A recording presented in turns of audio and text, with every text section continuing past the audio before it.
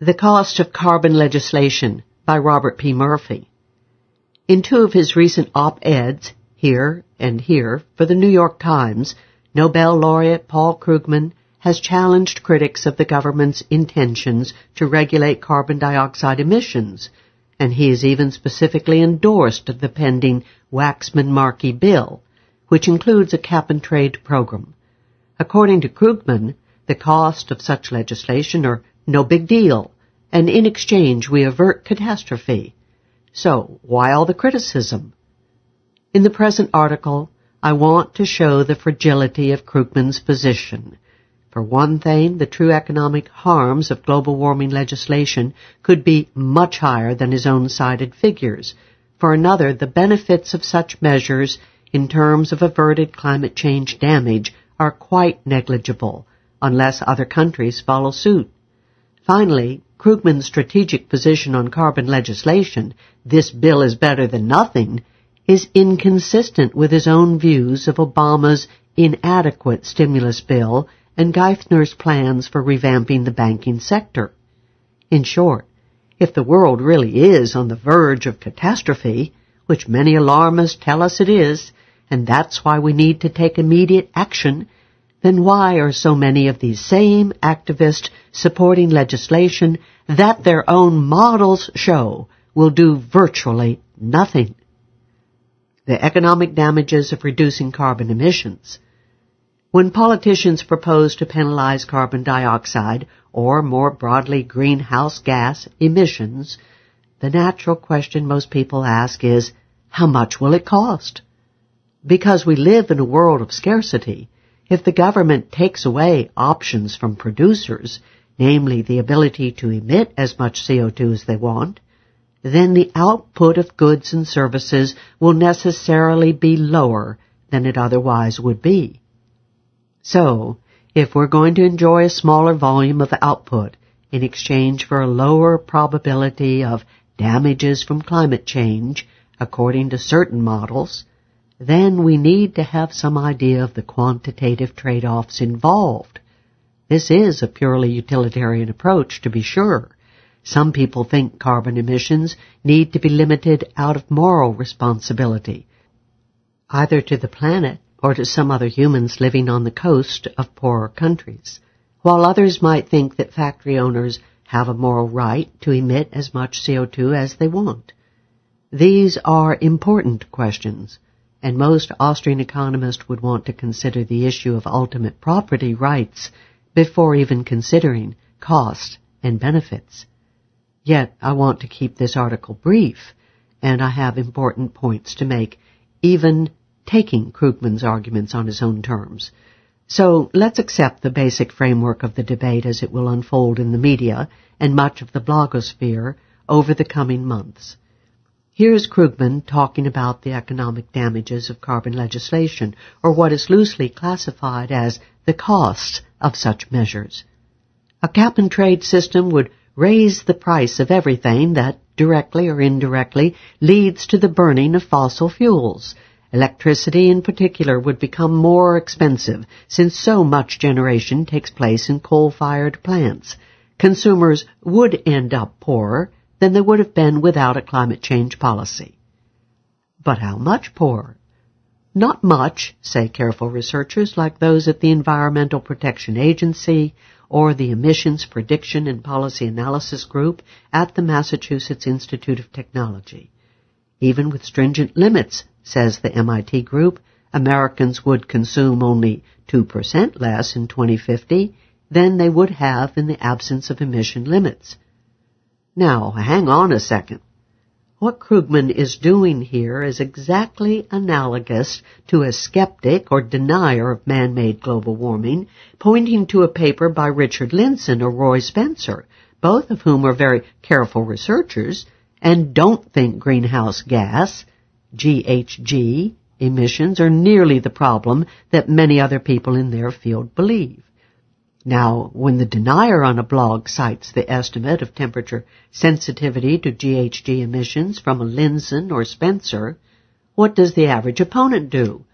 Why, he claims that these guys are outliers, and that the consensus as represented by the Intergovernmental Panel on Climate Change, IPCC, shows what the real estimates are. So, in the same spirit, I can challenge Krugman's experts. The latest IPCC report, AR4, says that stabilizing GHG atmospheric concentrations at 445 to 535 parts per million of CO2 equivalent would cost up to 5.5% of global GDP by the year 2050, relative to the baseline trajectory of GDP if no carbon caps are imposed. Don't take my word, or the Heritage Foundation's, for it either. Big-time activist Joe Romm quotes their figure here.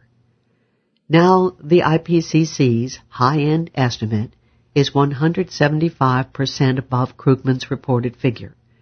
I have not parsed the particular studies Krugman relies on, and it's possible that their much lower cost estimates are the result of studying much less aggressive legislation than what the IPCC's representative models examined. But my point is, if the alarmists want to beat people over the head with IPCC consensus, then let's at least be consistent. The type of action the IPCC thinks is necessary to combat the dangers it predicts would cost up to 5.5% of GDP by the year 2050. Before moving on, let's make sure we understand what the economic jargon is saying. If your household would normally take in $100,000, then aggressive carbon legislation could raise the prices of goods and services such that you lose up to $5,500 in purchasing power by the year 2050.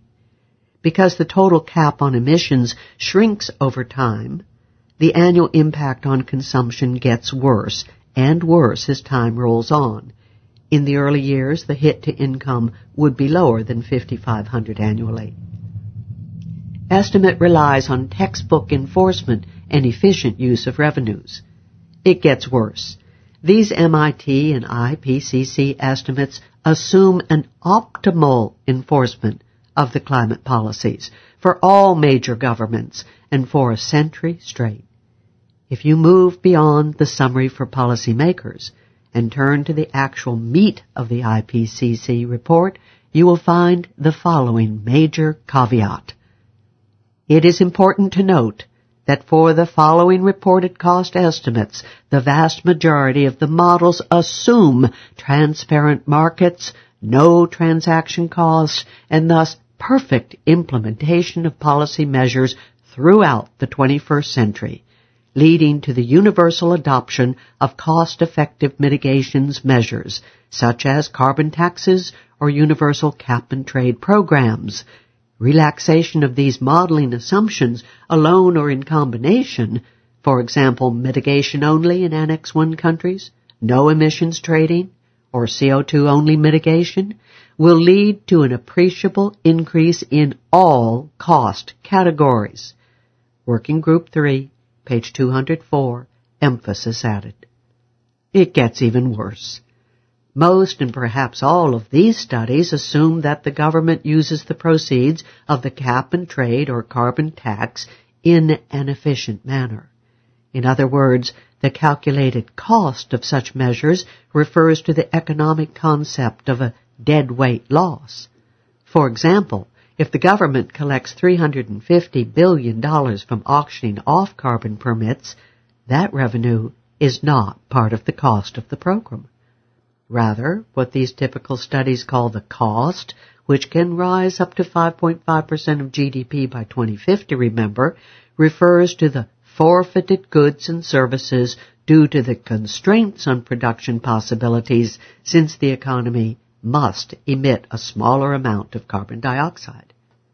Yet, the government in practice will certainly spend more money than it otherwise would if it has hundreds of billions in auction revenues at its disposal every year. The implementation of cap and trade will not simply reduce the deficit or be used to reduce taxes dollar for dollar on labor, as many economists propose. Thus, the cost, in practice, will be far higher. The government will end up squandering far more than 5.5% of total output in the year 2050, even if we took all of the other modeling assumptions at face value. Benefits of Waxman-Markey negligible. We have seen that the economic harms of legislation such as Waxman-Markey could be quite high. So what will it do to avert climate damage? According to this estimate by climate scientist Chip Knappenberger, Waxman-Markey would lead to a planet that warmed 9/100ths of a degree Fahrenheit less than would otherwise be the case by the year 2050. In case you think Knappenberger's figure is bogus, look at the reaction by NASA scientists and others at a leading pro-intervention blog. They don't dispute the figure. They instead say that the United States must show leadership by capping its own emissions. But this leads to an obvious follow-up question. Has any researcher who is for Waxman-Markey done a simulation to show this process, by which other countries like China and India follow suit? After how much delay? Because of U.S. leadership?